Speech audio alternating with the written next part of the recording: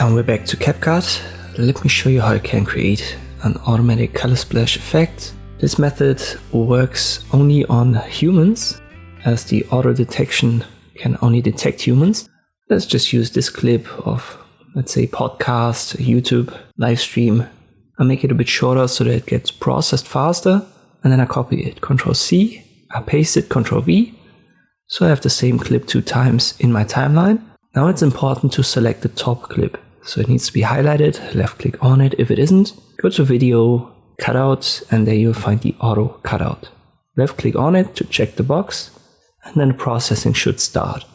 For shorter clips, this only takes a couple of seconds, and this is why I've made the clip shorter. And here we have our confirmation. So the auto cutout was completed.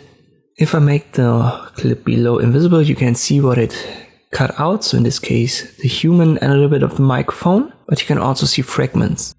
So it's not the best clip for this process, for this auto cutout, but I wanted to use such a clip on purpose to show you that there might be fragments.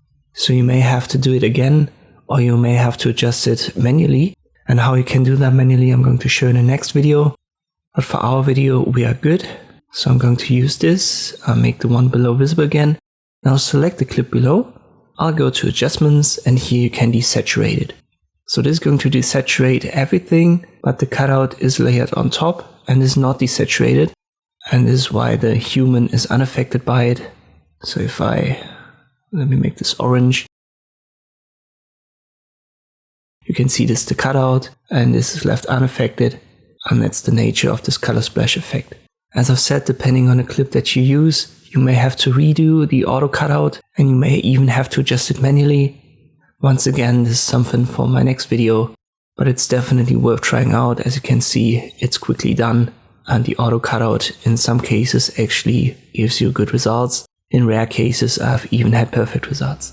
I hope this video was helpful. Thank you for watching, and I'll see you next time.